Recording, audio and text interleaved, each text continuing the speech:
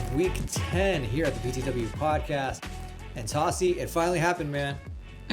Both of our teams won a game this week. Hallelujah. I think that hasn't happened since Week 1. Seriously. Both of us coming off of much needed wins. Both close games, your game especially. Very close game. But both our teams going on the road, funny enough, to separate coasts. Yeah. A California team going to Florida for your game, and a Florida team coming to California for my team. Right? Symmetry, it just worked. bro. It just worked. It's meant to be. To be. It was. But yeah, anyways, 30 other teams played in the NFL this week. Well, some teams had a bye. But some odd 28 other teams or some around that number had games. A good amount of games. We're going to talk about a few of them in this episode of the PTW Podcast. As a friendly reminder to like and subscribe to the PTW Podcast if you haven't already. We are, again, putting out 2 episodes per week here on YouTube and wherever you listen to podcasts. We greatly appreciate your support. We're going to start with that Monday Night Football game, dude. The Dolphins get the much-needed W on Monday Night Football. Tyreek Hill finally scores his first touchdown since Week 1. Said he would. I told you he would. I said at least Fantasy owners. Yeah, you thought there was going to be 2. I thought he'd get 2, but he only got 1. Fantasy owners finally are they woke up. They're like, oh wait, Tyreek Hill scored a touchdown. Tyreek Hill, my first round pick. It wasn't the most impressive touchdowns, but he got one. He got one finally. Tua looked decent in this game. I think he looked better in the Arizona game and the Buffalo game. This game, either the Rams defense figured him out or they were just on fire that week. You know them better than I do. I don't know if the Rams defense really is that much to talk about.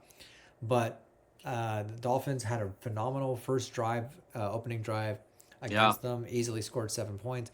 And then the rest of it was kind of a slog. They just kind of, they really struggled to not get first downs. They were able to get first downs, but to make key first downs and, get points. And they one thing that I didn't notice until the end of the game, I think either Joe Buck or Troy Aikman said it, but like the Dolphins literally scored on every drive in the second half, with the exception of the kneel down. So even though it looked like they were really struggling, they were still getting points. Yeah. Which I think worked out in their benefit.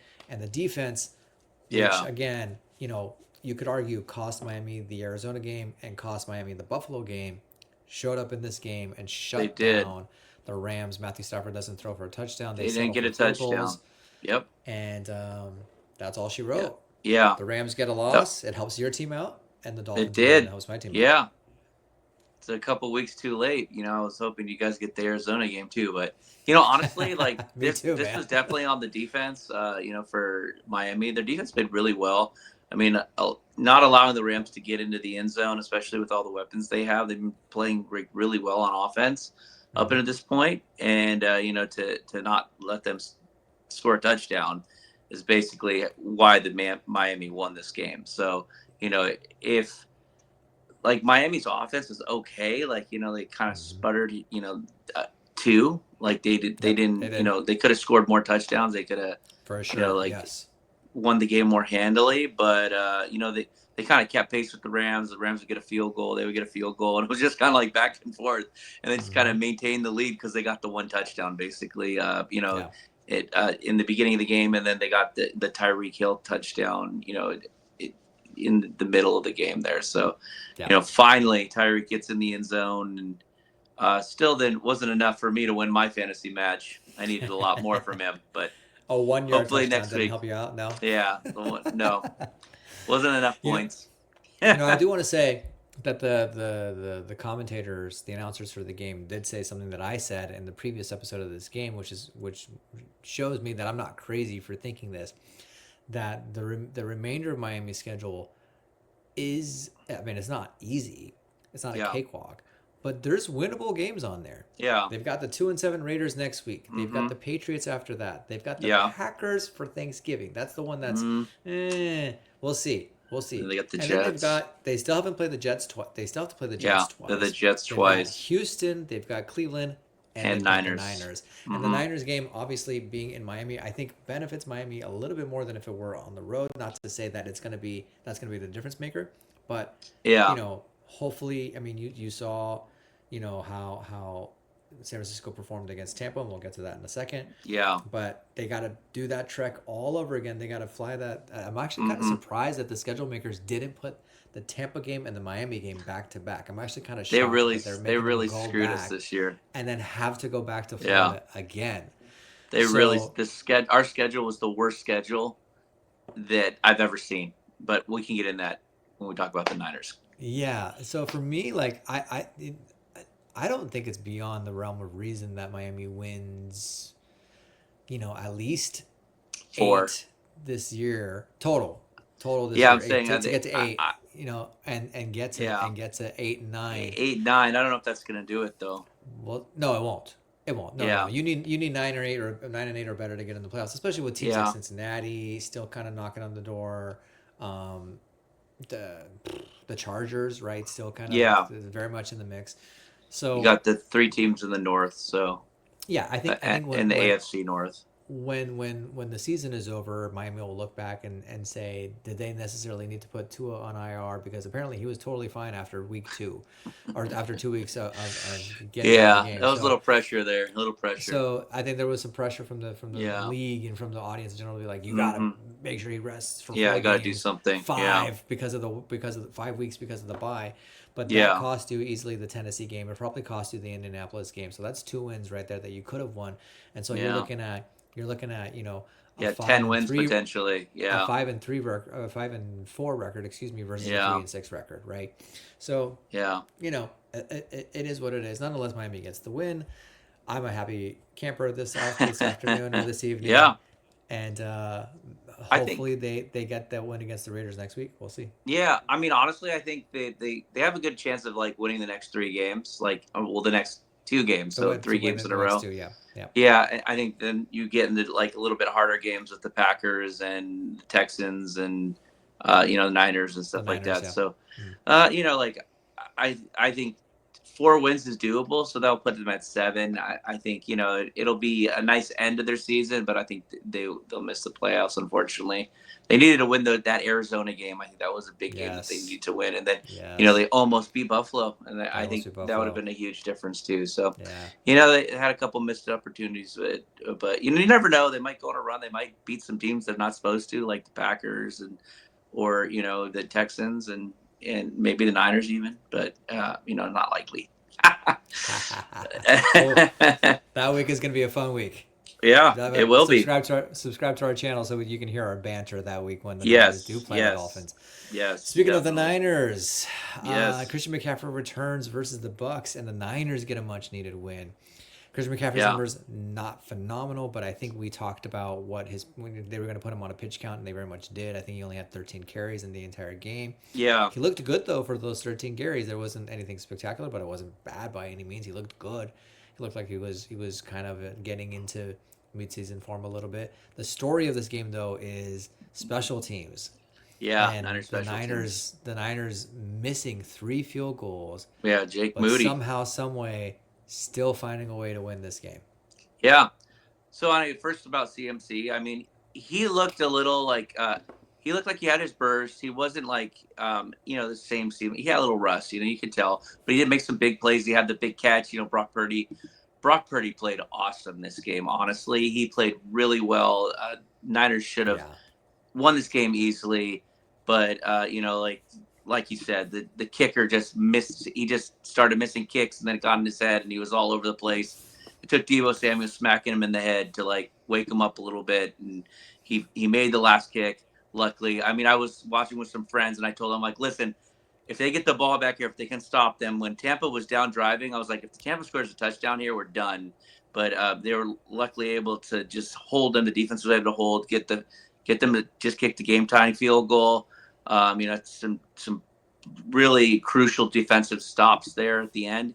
And then, like, what's Nick Bosa doing, bro? Like, you're going to, like, play, dance around with Baker Mayfield on the sideline, bro. Play, like, after he was just kind of, like, messing around after the game with his hat and everything else. Like, dude, get your head in the game, bro. Like, grab the guy, tackle his ass. Like, stop being, like, because you see the replays, like, smiling as he's doing it. It's like, what are you doing, bro? You almost lost us the game because you just grab him and tackle him. Just like he was like walking him to the sideline. I don't know what the hell he was doing. But anyway, Bosa's on my shit list right now. I mean, he's got to play better. Yeah. We paid him all that money. Like he's got to play like TJ Watt, honestly. Like to deserve all that money, he's got to be like a defensive player of the year type of impact every game. So I want to see more from him, and that sucked. But I did say to my buddies like, hey, if the Niners get the ball back here, watch Moody's gonna make the kick, and sure enough, that's what happened. It was kind of like that. What you've seen, like in the past. I feel like that I've seen this movie before, right? But going back to Purdy and McCaffrey and those guys, like Purdy, he played awesome. It was like I think Brady said like, oh, that was like the most quiet 350 yards I've seen, right? Like he just kind of just did it, right? But you got Juwan Jennings back. He got involved. He got Ricky Pearsall gets a great long touchdown, first touchdown of his career. Awesome moment for him, after everything that he went through in the offseason.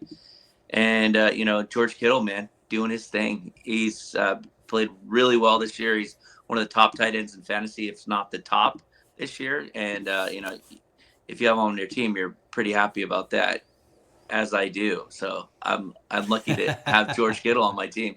He's the only guy that did well, really. But honestly, I got to give it to Baker Mayfield. I mean, that dude's a gamer, bro. Like, he's amazing, man. He just was doing his thing, man. He's got no receivers. He's got like Cade Otton, and Otton dropped a pass that should have went for a first down and killed a drive. So, which is unlike him, honestly. Otton, he's been awesome this year too. But Tampa Bay doing it with smoke and mirrors, and pretty much the special teams for the Niners between the muff punt and like giving Tampa life, and then not being able to score in the red zone and trying to settle for field goals again, and then missing the field goals, like almost let Tampa sneak out a win here. But doesn't matter. Niners got the win. They're 5-4 now. They keep pace with Arizona, who also won, and they're still they're a half game behind them. Arizona's on bye this week, so hopefully the Niners can take care of business against Seattle next week. Oh yeah, and that's a key division game for sure. I mean that'll another help them out tremendously. We're gonna move to the AFC, where I think I saw one of the craziest endings to a game I've seen in quite some time. So the Broncos are driving. They're down by 2. They get in field goal range. There's no time left on the clock. Game-winning field goal attempt, only to get blocked. Yeah. And the Chiefs survive against the Broncos. Freaking Chiefs. To go 9-0. I mean, you talk about things just going your way. You talk about like the cosmos just lining up. The football gods just smiling upon you and saying, you know what, I think this guy, man, this is your year. You know what I mean? I mean, how else do you explain? What do you mean? It's like his last 5 years, bro. It's like, come on, man. Not just guy him. Comes in the league. The team in general. Like, I mean, how else do you explain a phenomenon like you're going they just to don't want to let him loose. You're gonna try to kick a game-winning field goal. I mean, a kick that in the majority of the NFL and the majority of the league. Yeah, the kicker. It's either the kicker either makes it or misses it. It doesn't get blocked, and for it to get blocked, I know. It's just like doesn't happen often. It doesn't happen often. But it's gonna happen in this situation. Like this, like almost never happens. A block kick at the end of game to win the game. It's like it like almost never happens. I don't remember the last time someone blocked a kick at the end of the game that was gonna be the go ahead winning field goal at the end of regulation. So, of course, the Chiefs are the ones who get it. They stay undefeated. We thought that they were going to win, but Denver played them really tough. Denver was leading the entire game. Really, came down to the end essentially, where Chiefs go ahead. And of course, like Mahomes, they got some breaks again, as usual. And of course, the biggest break is they get a blocked field goal in the end because the guy just kicked the ball high enough or whatever he did, like something stupid. But these guys, man, someone's got to beat them. I want to see the Baltimore just crush them in the playoffs, like for once. Just like I feel like. Let's see what happens next week, right? Because they play Bills next week, correct? They do. So let's see if the Bills. Be an interesting game, right? Bills need to get healthy on the offensive side of the ball. I mean, they had both their receivers out besides Shakir, but Amari Cooper, Keon Coleman, both not even playing in the Bills game this week, and they still won because they were going against really crappy team. They played the Colts. I don't even know. Bills played the Colts. They played the Colts. Yes, Colts. 30-20. They suck. Mm-hmm. Flacco. First thing he does is throw a pick six, but what are you gonna do, man? Right. The Bills are just gonna keep winning. They're in probably the easiest division in football, and they're gonna keep winning here at this point. And let's see if they can beat the Chiefs. Yeah, the Bills are running away with this division. There's no question about it. But you're talking about a 9-0 team, Chiefs, versus an 8-2 Bills. Easily the game of the week, and I don't know how it didn't get flexed to Sunday night. Should have been. I mean, I'm sure CBS Sunday night is Bengals at Chargers. What? I'm sure CBS was like, "There's no way," like because the networks are allowed to keep whatever game they want, right? Yeah, they're allowed to keep one game, and so they're like, "No, we're holding on to this." Who wants to see this slog fest? The Bengals and the Chargers. Jesus. Hey man, Chargers are quietly 6-3, bro. It's not exciting. They are a 6-3 team. Bills Chiefs is exciting. They go to 9-0. I agree with you. Let's talk about the rest of the week, man. So let's have some quick thoughts on week 10. What is something that popped up for you? What was a big surprise for you? Freaking Cardinals, man. They just destroyed the Jets. Like, what was that? Aaron Rodgers was all happy last week, like, oh yeah, we beat the Texans. Then you get crushed by the Cardinals. Whatever. That's what it is, bro. That's what I said. That's what I predicted, man. You knew it. You knew it all the way, bro. I called it from the beginning. I said that you know what I said at the very beginning of the season was that not necessarily that Aaron Rodgers is bad or the Jets players are bad or even Robert Saleh, because I like Robert Saleh. I want to go on record and say I like Robert Saleh. It's the organization that just is not. It's not there. They're not built correctly, man. They're not. No. They don't know what they're doing. They got Rodgers in charge, and he's kind of at this point. 100%. They have he's gone lost all it, bro. in on the Aaron Rodgers train, and look what it's gotten them. Too many drugs in a cave. The receiver that they traded away got the game-winning touchdown for the team that he just got traded to. Okay, so I don't want to hear anything. And then he goes to talk shit about him too. I mean, I don't want to hear about it's the players or anything like that. It is 100% organization. Okay. Yeah. And you were surprised. I wasn't in the least bit. I checked my scores on Sunday afternoon, and I'm like, yep, exactly what I thought was going to happen. I don't know if I was more surprised or disappointed, because I really wanted the Jets to beat the Cardinals so the Niners would be in first place. But what are you going to do? So, but I think that this also says a lot about the Arizona Cardinals, man. Kyler Murray is very quietly having a really good season. He is. And James Conner's a beast. That guy's so good, man. Yeah. He's just he's a really Pittsburgh should never let that guy go. I don't know. They thought he was washed, but man, dude, he's been awesome for the Cardinals the last couple of years. So Arizona very quietly having a great season. Yeah, they're having a great season. And on bye this week though. So on bye, so they'll get some rest, and maybe you never know. That bye sometimes when it comes in the middle of you having that momentum, it kind of messes that up. Right? Might slow them up a little bit. Yeah, you never know. The other game that I know that we talked about like on the pre-show, when we're previewing the week, was the Redskins and the Steelers, which ended up being what we thought it would be, just a great game, down to the wire. Russell Wilson throws the game-winning touchdown to Mike Williams, like we talked about. But the Redskins got the ball back, and on fourth down, they get Zach Ertz, and Zach Ertz catches the ball, and it looks like he got the first down. It looks like he was down at the 41, and they marked him at the 42. And still, they reviewed it because it was a fourth down. It was a turnover on downs. They reviewed it, and they still gave the spot. Didn't give him the spot. So that was a little bit controversial, I know. And then at the end, they didn't get the ball back because of the fault. The Russ Wilson got them to jump offside. So, and he did his little dance. And Pittsburgh, man, Russ Wilson, the redemption story is on. The redemption story continues. So, they have been undefeated since Russ has come in, correct? They have been, and they got a test this week though, Baltimore. Mm-hmm. So it's going to be a good game. That's going to be a good game. Top of the division on the line, and that's going to be really. It's another good one. They could have got flexed right? Yeah. So Yeah. we'll see.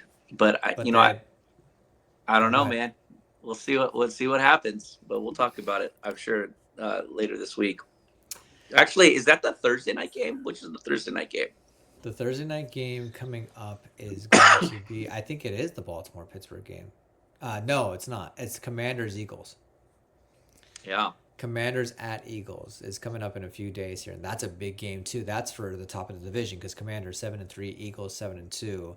Yeah. Eagles coming off of a big win against the Dallas Cowboys. No one's surprised. Cowboys are cooked.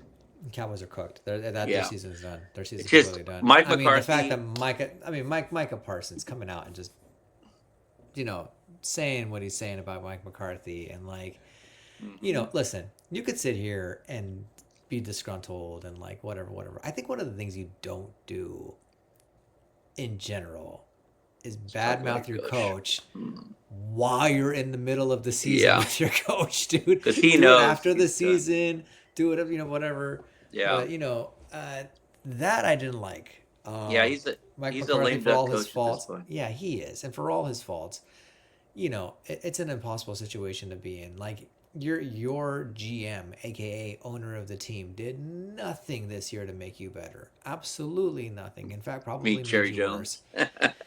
How about them Cowboys? Like I said, GM/owner of the team, right? Did nothing to make you better. And what are you supposed to do in that situation? Plus, you lose Dan Quinn. Plus, you lose a key piece for the running game with Tony Pollard, and you get Zeke back. But who would have predicted that Zeke was going to be have character issues, behavioral issues? I mean, at this point, what a random turn of events for this team. But they are for a while. I think going into this season, it was a pretty safe bet that Mike McCarthy was not safe. Yeah. And it would take another similar season, even if they did make it to the playoffs, get eliminated in the first round of the playoffs for Mike McCarthy to get out of there. And it's definitely going to happen. Let's see if he lasts it. I heard someone was talking about, real quick, Bill Belichick potentially replacing him as coach. I think Jerry Jones is going to push hard for that. Well, yes, but also Rex Ryan on SportsCenter today or whatever show it was, First Take or something, said something really interesting, something that made me go, I actually like that idea better. Because the Bill Belichick idea, while it's a valid one, I don't think it will work. Because Bill very much, towards the end of his tenure with New England, had total control over that roster, right? Yeah. And, Robert Kraft, the guy had won 7 or 6 Super Bowls with him. He trusted him enough to be you do what you need to do. Yeah. I don't think Jerry Jones is going to give full control to Bill Belichick.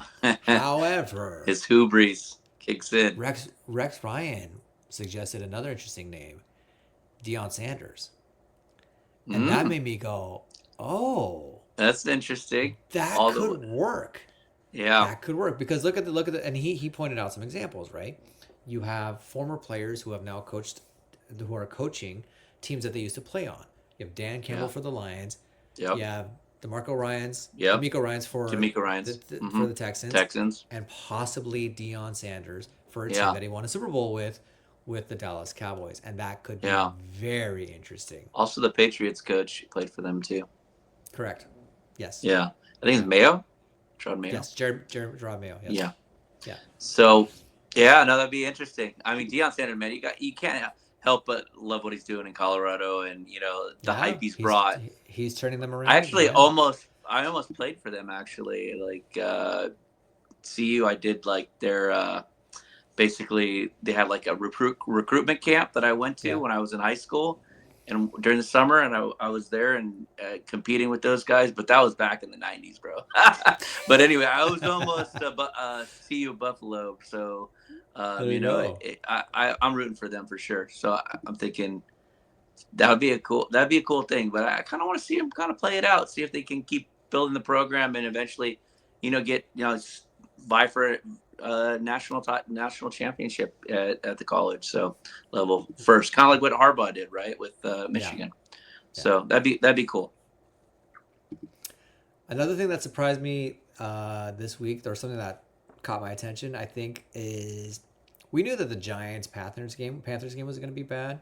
Yeah. But I don't think anyone predicted that Bryce Young in his second start would win 2 games in a row.